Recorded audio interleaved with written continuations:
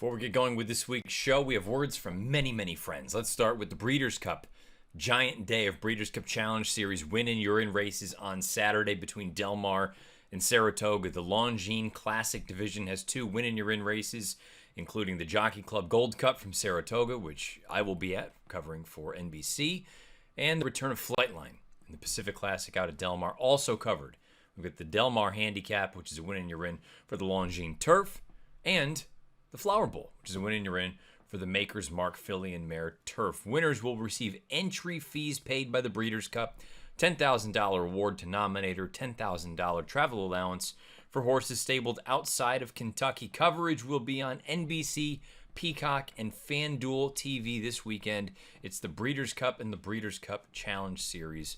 Win and you're in. We've got a bunch of races. Kentucky Downs is kicking off.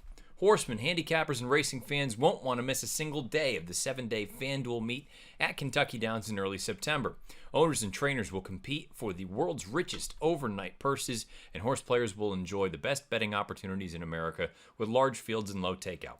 Thanks to the Kentucky Thoroughbred Development Fund, registered Kentucky breds will run for $150,000 in maiden races, with allowance races starting at $160,000. 17 stakes totaling $10.7 million, include 8 graded stakes. Kentucky Downs races September 1st, 3rd, 4th, 8th, 10th, 11th, and 14th. Reserved seats are on sale at KentuckyDowns.com. There's Unique, and then there's Kentucky Downs. That will also be covered on NBC in 2 weeks. I will be in Connecticut for those races. Our friends at BetMakers. Fixed odds betting powered by BetMakers is back and in effect at Monmouth Park, and the early returns are fantastic, with 70% of winners paying more on fixed odds than they are on the tote board. Fixed odds wagering is now available throughout the state of New Jersey. This is an exciting new way to bet that really puts the power to get value in your hands. The odds you bet are the odds you get. You will continue to hear more about fixed odds betting opportunities across the In the Money Media Network. And last but certainly not least, our friends at Canterbury Park. Playing the largest Breeders' Cup Betting Challenge qualifier of the year, Thursday, September 15th. The Big Ten BCBC Handicapping Contest at Canterbury Park. Play on site or through ExpressBet or TVG. It's a $2,000 live bankroll with $1,000 going toward the entry fee. There are 11 Breeders' Cup Betting Challenge entries plus cash to be awarded. 100% of entry fees are returned. Thursday, September 15th is the date. For more information, visit CanterburyPark.com. And also don't forget the weekend of September 17 and 18, the nation's first and longest running live bankroll handicapping contest, now in its 26th year. The Dog Days of Summer contest, on track only at Canterbury Park. Win entry into the National Horse Players Championship. Again, all the information available over at CanterburyPark.com. On this week's show, we're going to look a little bit back to the Travers. We're going to look ahead to the biggest weekend of racing that we've had here in 2022, and safe to say I think we will, given the names that are running. And we'll also take a look at the stake happening on opening day, Thursday, at Kentucky Downs. All on this week's show.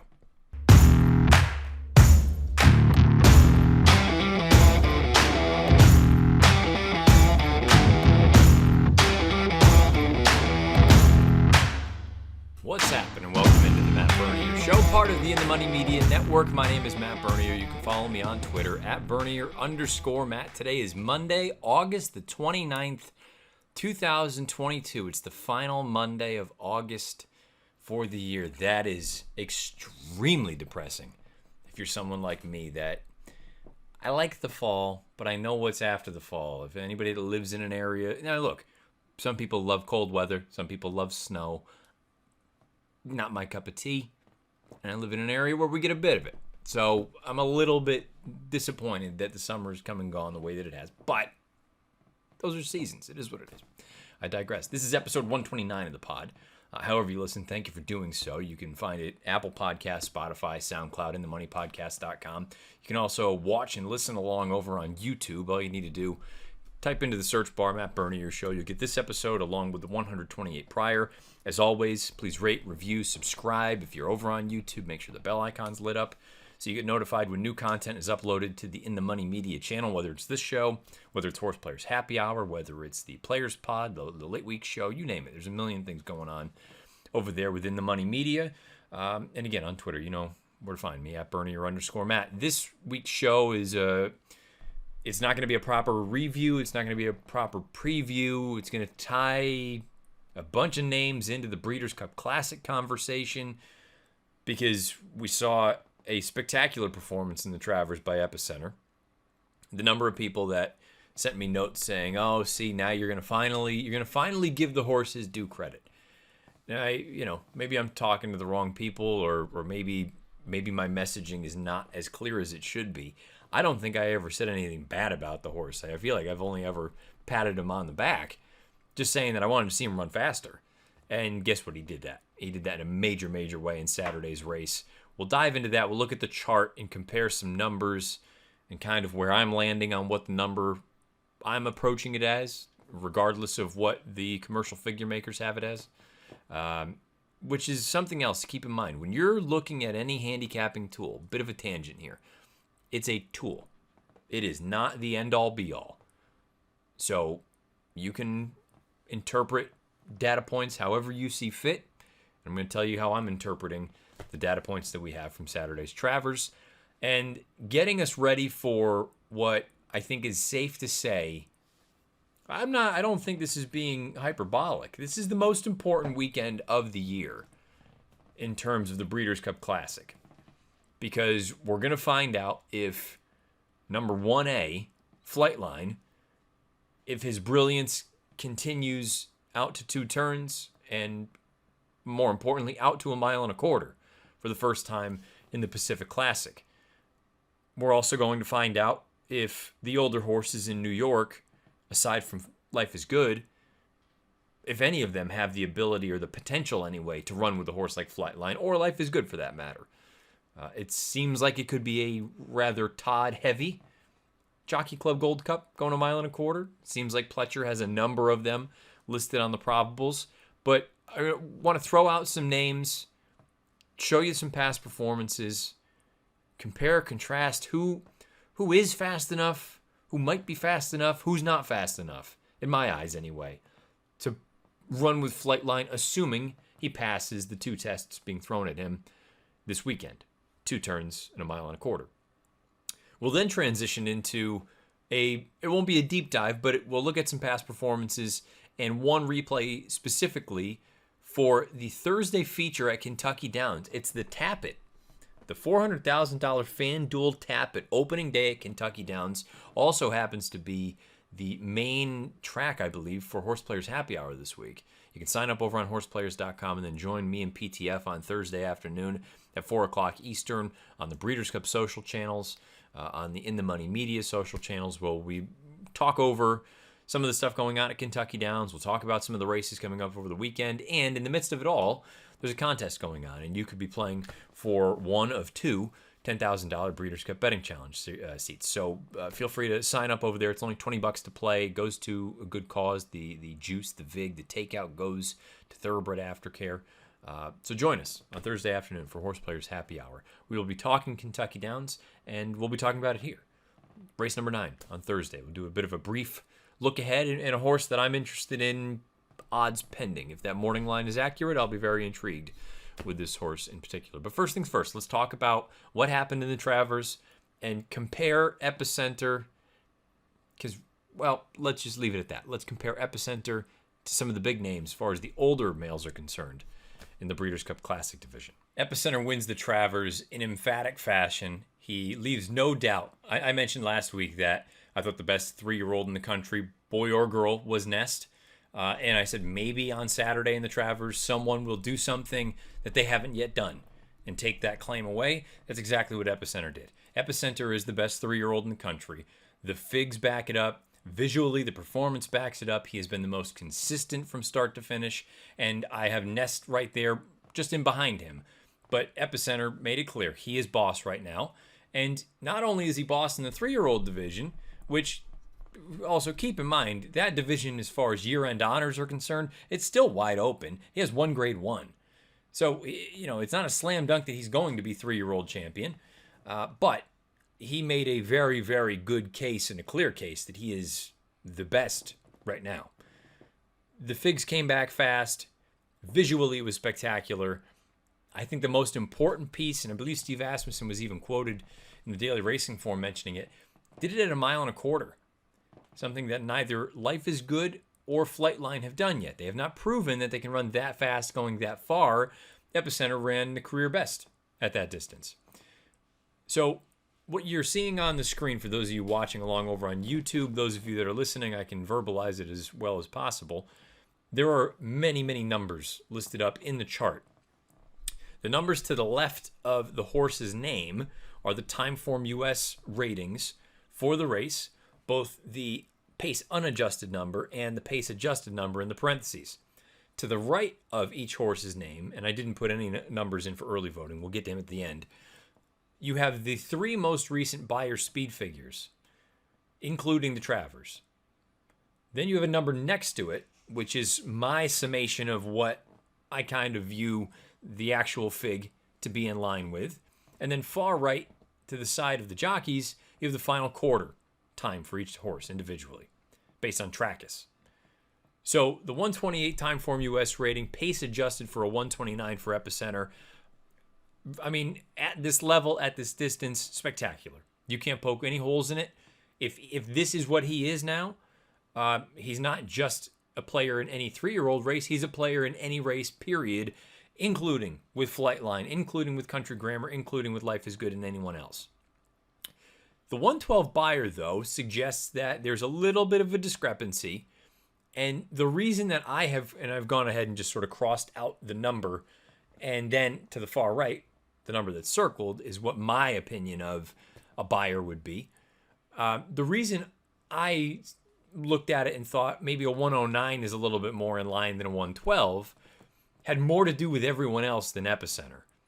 And purely on the clock, the only 1.25 mile race on the day, I'm not going to sit here and dispute what the Beyer that came out is. As I said at the top, figs are tools. And I'm telling you my interpretation of what the race looked like and what the numbers look like. I think it's probably a little bit high, more in line not with the pace adjusted Timeform US rating, but with the pace unadjusted number, the final time fig. So a 128 for Epicenter, I think that's probably more in line. Maybe I'm even a little high with calling it a 109.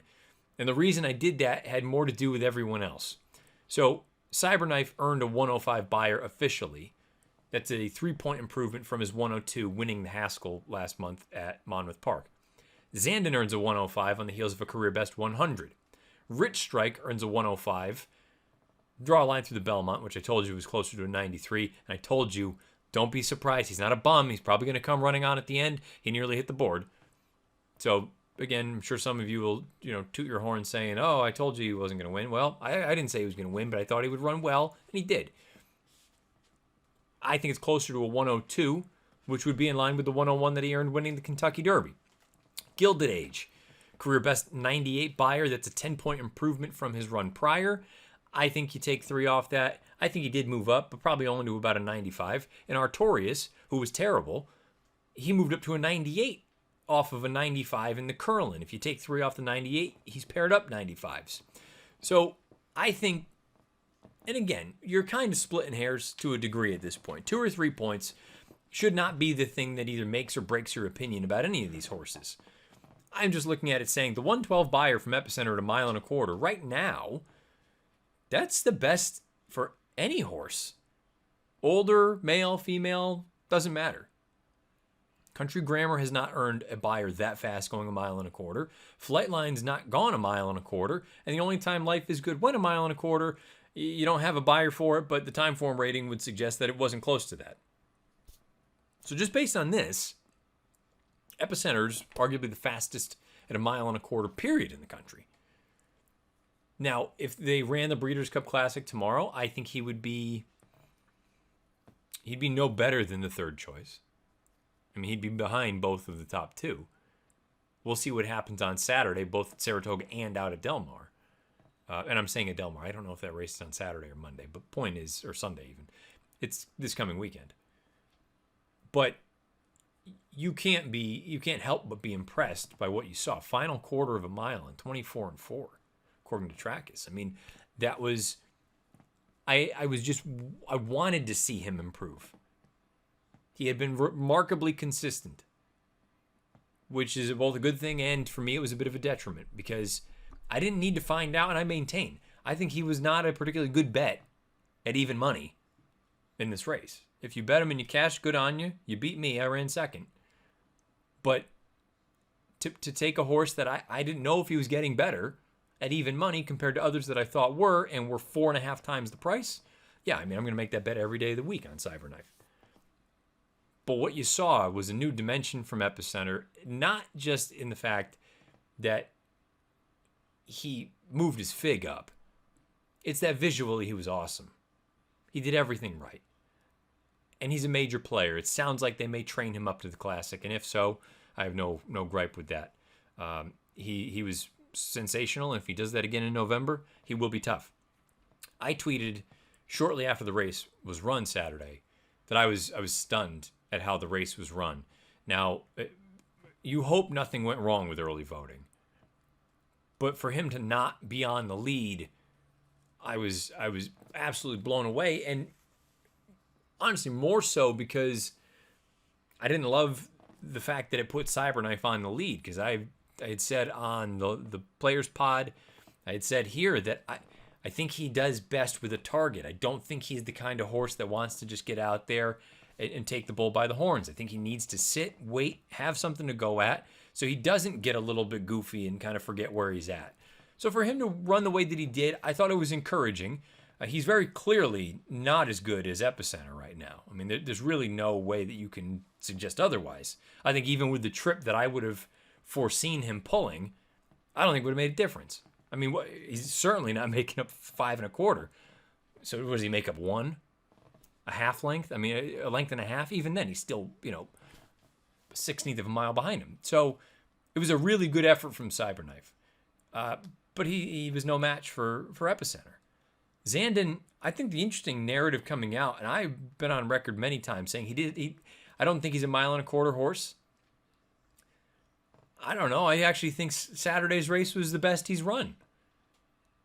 Maybe I've been wrong, but now I'm starting to read more and more people say that he just clearly didn't get the distance. I don't think that's what it was. I just think he got beat by 2 better horses. Certainly Epicenter, who has beaten him on the square every time. But even Cyberknife, who, all things considered, set a reasonably swift pace for a horse that I don't think actually wants to cut out the fractions. Zandon, I think he actually ran quite well here. And, I don't think he's at his best at a 1 1/4, but I don't think that's what got him beat. I think he got beat by 2 better horses on the day. Rich Strike, look, I love what Eric Reed was quoted saying as a target for this horse.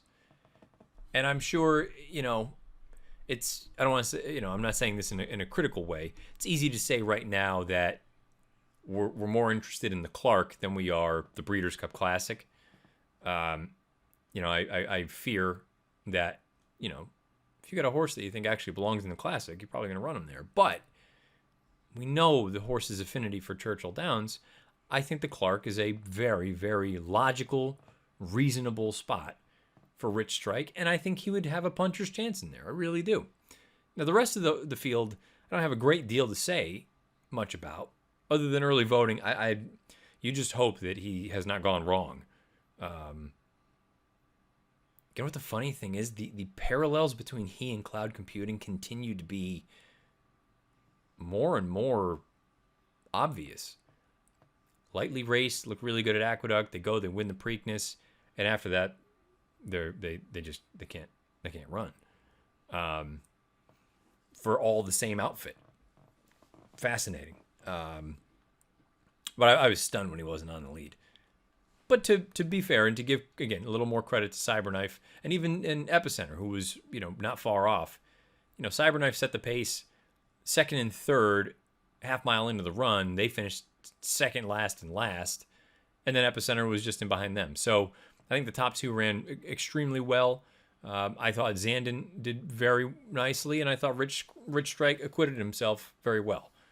Now, what does it all mean in terms of the horses we're going to see coming up this weekend? Well, here's Epicenter's PPs, and you can see that he did take that step forward. This is all I was talking about, that he had just gone 98 to 102 to 100 to 102 to 102. Show me that there is a forward move. And boy, did he ever. move forward. 112, again, I think it's probably more like a 108, 109, but we're splitting hairs at that point. He's shown that he belongs, not only does he belong, and that probably sounds wrong. He belongs, but he belongs on the short list of horses that he might be able to beat Flightline, even if Flightline is fully capable at 10 furlongs, going 2 turns. I would take Epicenter right now over Life is Good going 10 furlongs. Just based on watching what I saw and the way that they finished, absolutely I would take him over Life is Good. He won't be the second choice. I'd be surprised if he was, put it that way. Now, Flightline is the horse this weekend. Because if for whatever reason he doesn't get the distance, if he gets beat, but he runs a really good race, don't panic. But if he clearly doesn't get the distance, all hell's breaking loose in the Classic division. All of a sudden, Epicenter goes from a horse that could be no better than third choice to potentially being the post-time favorite on the heels of that Travers, which just goes to show how important that race is and these races coming up this weekend are in shaping what that Classic division looks like. By the way, if Flightline throws in a clunker for whatever reason, you're going to start to hear more whispers about the idea of Nest going against the boys. Malathot, she ran a big race on Saturday afternoon. If we're calling a spade, and I'm on record, I think Nest is the second best 3-year-old right now, behind Epicenter. I think he's eclipsed her. I don't know if she can beat Malathot. There's a scenario in which either of them are actually better at 10 furlongs than 9 furlongs. They both love Keeneland. All this is to say that if something bizarre happens with Flightline, all these horses that have been mentioned for other races, Brad Cox was quoted saying maybe the Dirt Mile for Cyberknife instead of the Classic. Well, if Flightline ends up throwing a dud, you best believe they're going to regroup and say, well, guess what? One of the main players is gone. What do we have to lose? We're not that far behind some of these other horses. Maybe behind Epicenter we are, but, my point is this thing could change dramatically depending on what happens out at Del Mar this weekend. Another horse that figures to be an intriguing runner anyway, assuming he does show up here, and it sounds like he's going to, is Olympiad. I feel like many people, the worst thing that happens these days in horse racing is a horse loses. Because people immediately go, no good. People get so caught up in the recency bias. Well, no, he was not good in the Whitney. There's no denying that. But I mentioned it when we talked about the race a little bit. I'm going to sit here and just say he bounced. Because I don't have a better explanation. This was a horse that was rock solid, consistent, and had just come off far and away the best race of his life. A race in that Stephen Foster that, caveat, to this point the form doesn't look great, which I'm a little worried about because one of my sons is in there. We're going to probably see him again on Saturday. But if we're just taking the numbers at face value, that Stephen Foster from Olympiad is competitive with Life is Good, with Flightline, with Epicenter, with anyone else. The question is, can he get back to it? Because the Whitney was so bad. If he can get back to it, now keep in mind he's also going 1.25 miles for the first time in the Jockey Club on Saturday. If he can get back to it, he automatically puts himself right back into the picture. If he runs another dud, I would venture a guess, knowing his connections, to say that he's out of consideration for the Breeders' Cup. That's purely conjecture. That's a guess, but that's if he does not run well.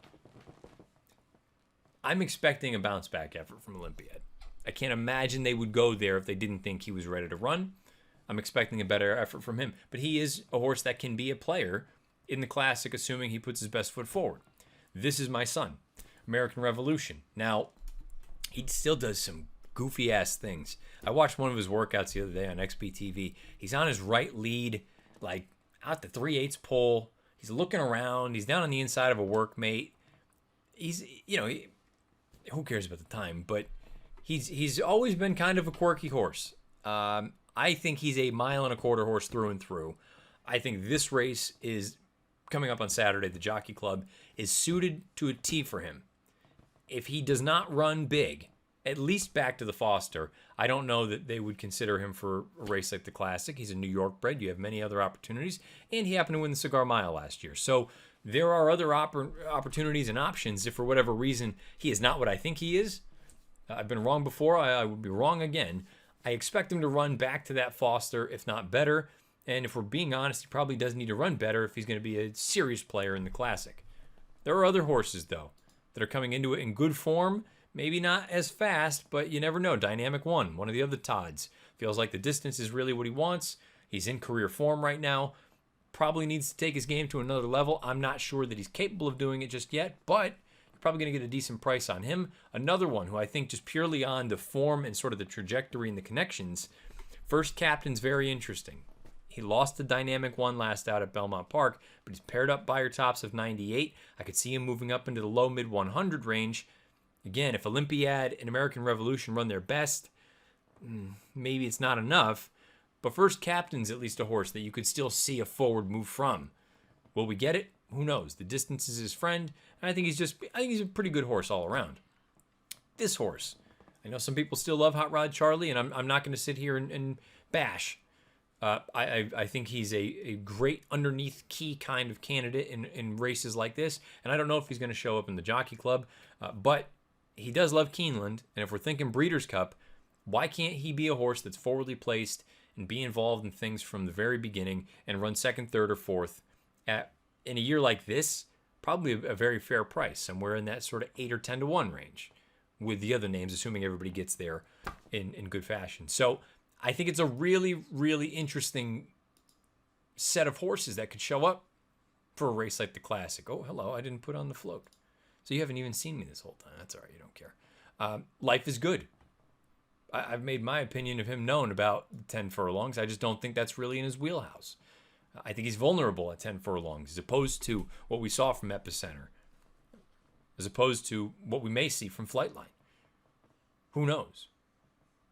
But I think what we got definitively last Saturday was the improvement that skeptics like me had about where the 3-year-olds were. Granted, it was only one of them, but Epicenter took his game to a new level. That race is competitive against the best of the older horses going along. And that's before we know whether or not Flightline can go 2 turns a mile and a quarter. That's knowing that may not be the best setup for Life is Good. If for whatever reason Flightline stubs his toe over the weekend, not only is that Classic division up for grabs, but you've got a new leader in the clubhouse probably in Epicenter. Let me know what your thoughts are about the Classic division as a whole beneath the video player on YouTube or on Twitter at Bernier_Matt. Now, a quick look at the main event on Thursday, opening day at Kentucky Downs. It's the Tappet. Opening day at Kentucky Downs, the main event is the $400,000 FanDuel Tappet. Now, it's an interesting race. I'm not going to go super deep into it, but these are my past performances. I'm on 2-page view, so if you're watching along, you're going to see horses side by side. Don't worry about right now what's on the left side because that's the race prior, the AEs. But the idea for me is Kentucky Downs is a fascinating meet. It's a really, really fun racetrack if you've never been there. I was fortunate enough to go last year to cover a couple races. I'll be in studio this year when we are there 2 weeks from now. But it's very unique, and I think the biggest takeaway for me for the entirety of the meeting, not only do you have a great gambling product because you got full fields, it's turf racing, and you got low takeout. Not only do you have great purses for the owners and the trainers and everyone involved, but I think there could potentially be some sneaky hidden value in the biggest races in terms of the Breeders' Cup. I've talked about it before. There's an uncanny sort of reciprocity between Kentucky Downs, which is unlike anything we have in the United States. It's up, down, sideways, left, right, whatever. And Keeneland, specifically the 2 turf courses. It's the only turf course at Kentucky Downs, the only course period. But for whatever reason, the form seems to transfer quite well from one to the other. Now, I get it. That's a bit of a blanket statement. And is it uniform across the board? No, of course not. Nothing is. If it was, I wouldn't be telling you about it. But I would encourage you, especially for horses that have not yet run on one surface versus the other, or vice versa. See how they've fared at the other track. So if you've got a horse trying Kentucky Downs for the first time, and they've run well at Keeneland before, I think that can be a bit of a foreshadowing that form could translate. And you have to factor in the obvious handicapping things.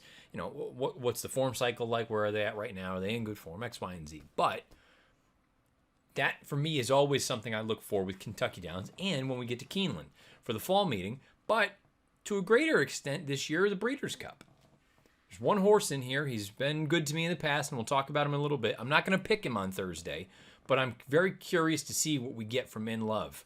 Because if he runs well here, and maybe they'll end up prepping him again at Keeneland in early October, he could be an interesting sort of bomber for a race like the Mile.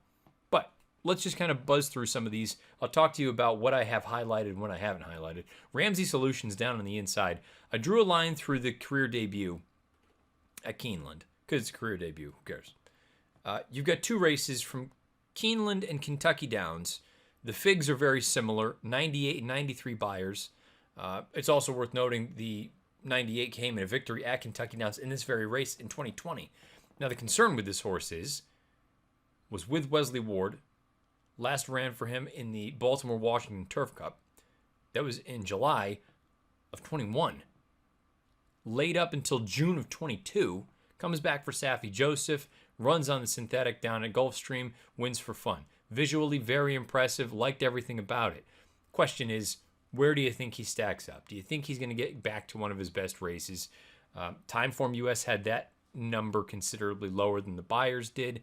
I liked what I saw, especially when he leveled out on the straightaway. I think Ramsey Solution is kind of interesting in here, and he's actually the horse that I would pick.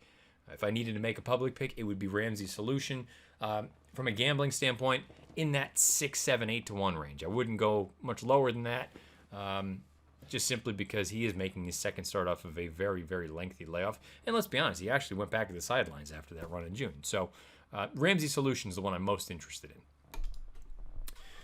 Super Dormy, my concern here with this horse for Mark Casse, the distance is an unknown. We're going out to, if you couldn't see at the top, mile 70. Stretching out in distance, yes, coming off of a blowout victory, but that was first time at Woodbine. The Keeneland form to date, not particularly good. You do have a good N2X run at Kentucky Downs in September of last year. The problem is that fig is not nearly fast enough to win a race like this. So Super Dormy I'm kind of against in here. I'm kind of against Like the King. Turn back in distance is going to be beneficial for this one. You pick up flow. But 3 back, that Keeneland run, it's kind of even. 91 buyer, probably not good enough to get the job done. Like the King's going to need to get back to one of his best races to truly have a chance in here. And also, if you're just kind of looking at his overall body of work, he's much better on synthetic than he is on turf. Peace Achieved goes out for Norm Casse, and a horse that I think is probably... The tough thing for this one is I think is at his best when you can use that early speed. But going a distance like this, I don't know that I'm entirely convinced this is really what he wants to do. Although having said that, he ran a mile and 5/16 at Kentucky Downs in 2020. He was kind of even throughout, but I'm very interested in the idea that you get back to that run as a 2-year-old when he ran at Kentucky Downs in August. He won. I know the fig wasn't gaudy, but the fact is he can handle the turf. So if you want to say that he was just going too far in that Dueling Grounds Derby, draw a line through that. He's 1-for-1 over Kentucky Downs. And by the way, again, that Dueling Grounds Derby was not bad. It was a respectable effort. I'm just not sure how it's going to translate. What kind of trip does he pull? I would expect him to be forwardly placed. I don't know that that's necessarily where he wants to be in here. Andy sheds Lasix. There are just too many things that I don't know about with Peace Achieved. Having said that, he's 20-1 on the morning line. Atone, to me, is a horse that's best used underneath. He could certainly win. I think he's going to be too short a price. You got that big Maker's Mark Mild, that effort with a 101 buyer that came at Keeneland. He flew home late at the end of that run at Saratoga earlier in August. I think he's a good horse. I think he makes sense. Mike Maker has a great deal of success here, as does Tyler Gaffalione. I just don't think there's going to be a great deal of value. That's why I'm against Atone. Floriform I thought was interesting. You can see I've highlighted a couple of the running lines, but also I've made some purple lines showing that sort of upline trajectory where I think he's at his best when they can conserve, and then come with a run. He also comes out of that Atone effort from early August at Saratoga. Thought he was good that day. Fig-wise, he makes some sense. I'm just curious. Again, Judd Mott, you got Brian Hernandez up. Horse takes money in every single race that he runs in. So why would he not do it here? 9-2, just a little bit unappealing for me. Shadow Sphinx, your guess is as good as mine what you're going to get here. First time for Peter Miller. Wouldn't stun me if the horse ran a hole in the wind. Wouldn't stun me if the horse ran seventh. Kentucky Downs is an unknown. There's a lot of money here. These are connections that are going to go for the money. If they're here, I'm sure they mean business, but your guess is as good as mine what you're going to get from that one. New Year Surprise. I do like that 1.5 mile effort at Kentucky Downs. The only other time we've tried this. The problem is the horse just isn't fast enough on paper. You're talking about a horse that's a low 70 type, and that's not nearly good enough in a spot like this. Law Professor, I thought about going that direction because I do think this is a pretty talented horse. You may recall way back when we were going over some Oaklawn stuff in March and April, I picked this horse in the Oaklawn Mile. He had a miserable trip because I thought he actually ran quite well three back now in the San Pasquale. He's done good things on turf. I won't be stunned if Rob Atras gets this one to move up. Now, he's never had a runner at Kentucky Downs, but you pick up Julian Leperoux. On figs, he's not far off. 10-1. You could do worse, I think, than Law Professor. He's got a nice little tactical gear. He's going to be close, but not up there actually challenging the leaders. My fear is that he's a bit of a wise guy horse, and he takes more money than he should. Law Professor, I think, is interesting in that sort of 8-10-1 range. Is he as appealing at 4-1? No, probably not. All likelihood, he probably lands somewhere in between those two numbers. Skyro, consistent horse, goes out for a good trainer in Brian Lynch. Just as capable on dirt as he is on turf. The problem is, again, we've seen, and this goes back to what I had mentioned with talking about Epicenter and why I didn't want to, really go at him at a short price, is he had seemingly plateaued. And could he move forward? Sure. But I didn't want to find out at even money. The difference here is Skyro has seemingly plateaued. All of his turf races, he's 87, 88, 92, 87, 88, but he's 15-1 on the morning line. If you want to gamble and say that maybe this is the time and first time at Kentucky Downs, based on that solid enough effort back in April at Keeneland, he's going to jump up, have at it. I'm not going to talk you off 15-1 shot. Megacity or Mega City, however you'd like to say it, goes out. Another maker entrant in here. You know this one's game. Speed, speed, speed. We're going to go. We're going to send. I would caution folks looking at that Lone Star form. I believe every horse has come back to regress at least 10 points or somewhere thereabouts, 8 to 10. That would bring this one back down into sort of a high 80, low 90, and that's not good enough to win. I think there's other speed in here, trying Kentucky Downs for the first time. He's a bit of a tough call for me as far as, trying to use the Keeneland form as a harbinger of things to come at Kentucky Downs, because you've got a good effort and then you've got a disaster. But to be fair, the disaster was off of a layoff, showing big speed for different connections. So, I do with it what you will. He's not my cup of tea, but again, it's Maker. It's Ricardo Santana. Wouldn't stun me at all if this one ran well. And on the far outside, my good friend In Love. Alex Achard maintains the mount. Paul Lobo's the trainer. The funny thing is, his two races in 2022, they don't look great as far as the finishes are concerned. But on numbers, they're actually very comparable to what he was earning last year. So maybe he's just caught some tougher fields. I was very disappointed with the Maker's Mark Mile, but then again, you take a look and see the way the race was run. Nobody really made up ground with the exception of Cheryl Spite, and he's come back to kind of flop in some races. It's a very tough call. I don't want to be betting him on Thursday, but I'm most interested in seeing what do we get from him. Because if he can get back to his best form, and again, decipher that however you will, I'm saying his best form, meaning his competitive races. If you're just looking at the numbers, he's really not that far off of his best form. I think he becomes interesting because he's proven himself at Keeneland. And not just for that Keeneland Turf Mile, but then perhaps even a race like the Breeders' Cup Mile at a big price. I like and love. He doesn't owe me a dime.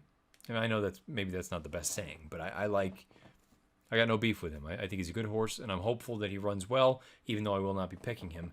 In the Thursday feature at Kentucky Downs, it's opening day. I'm going to go to the inside with the 1 Ramsey Solution, assuming we get something close to that 8-1 morning line. Let me know your thoughts about the 9th at Kentucky Downs on Thursday.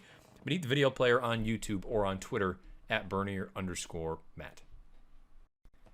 And that's going to do it for this week's show. Again, let me know what your thoughts about that feature at Kentucky Downs are and your overall impression of both Epicenter, the 3-year-olds, and what to expect this weekend in both the Jockey Club and the Pacific Classic. I know we've got other big win in your in races going on both coasts, but the Classic division is the bread and butter, and it's either going to become crystal clear who the horse to beat is the first Saturday in November at Keeneland, or it's going to become, I don't want to say clear as mud, because again, Epicenter really showed something on Saturday. So I think it's just going to be a fun next few months as we get closer and closer to the World Championships down there in Lexington. Again, thank you to all of you who listen every week. Those of you that watch along over on YouTube. As always, you can find this show, Apple Podcasts, Spotify, SoundCloud, InTheMoneyPodcast.com. You can also watch and listen along over on YouTube. Search bar Matt Bernier Show. You will get this episode along with the 128 prior. You can follow me on Twitter at Bernier_Matt. I will be back on Monday talking about something that happened this weekend, for better or worse. We'll find out. And I say Monday, it's Labor Day, so maybe Tuesday. Probably going to be Tuesday. And then I'll be getting ready to turn right back around, go down to Connecticut, and talk more Kentucky Downs. But we'll have plenty to talk about, I'm sure, the action that occurs this week. Best of luck, however you play, whatever you play, and wherever you play. It's been episode 129 of the Matt Bernier Show.